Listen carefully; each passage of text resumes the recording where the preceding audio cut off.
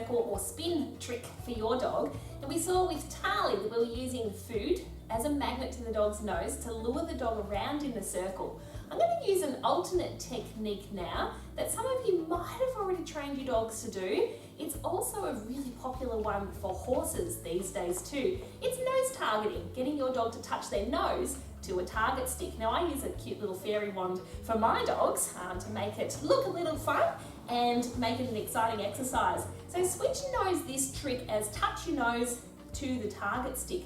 Now the great thing is that once your animal learns to touch their nose to the target stick, you can then start moving the target stick in the same way that you would possibly move a food lure. So instead of the food, it's the target stick instead. Now she's still going to get a reward at the same point, Switchy, for doing the tricks. So nose to target, yes, and reward, yes, and reward, yes, and reward. So we can see that Switch knows to put her nose on the target stick. Let's see if we can move this target stick in the same way that we would use a food lure.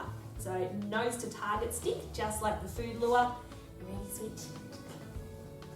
Yes, around in a circle. So she's chasing that around, yes, and she still gets the treat for completing the circle. So if we had a food lure, it would be at the dog's nose, around in the circle, yes, and treat.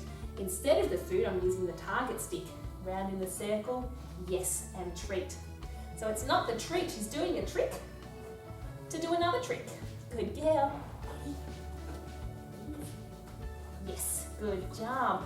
Once your dog becomes quite comfortable in doing the circle, things that you might want to change is how obvious your hand movements are. We do a lot of this, what I call stirring the cauldron action to get our dog to do the exercise. We're doing big circles with our arms. Might be the clockwise, it might be anti-clockwise with our dogs. Good girl. And it's because of this big cue that we're doing to make the dog do the circle. The same as with our target stick. Ready, touch? Yes. All the way around, I'm bending over and doing really big, obvious cues with the dog. But we would ideally like it to be a small cue. Can't we switch? Ready? Twist. Where we do a minimal hand action. And that just becomes from big, good girl, to a little bit smaller, and then gradually trying to, ready, get another treat.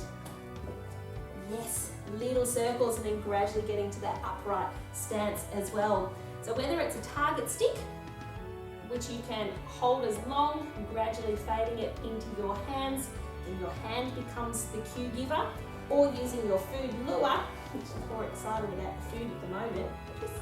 Good girl. And as the dog is doing the action, yes, trying to minimize how much movement you're doing. Now Switch always gets the reward, yes, for finishing the spin. Ready? It is. Yes, good job. Ready? I think she's getting dizzy. And that's one thing that we have to watch out for. Yes, good job. Is that if you've already done 10 repetitions of going around in a circle, whoosh, I think your dog might be getting a little bit dizzy. So make sure you 3 or 4, maybe 5 maximum, have a little play in between, bit of a hug and some pats, and then go back and try some more. So give it a shot with your dogs, and don't forget to tune in for stage 3.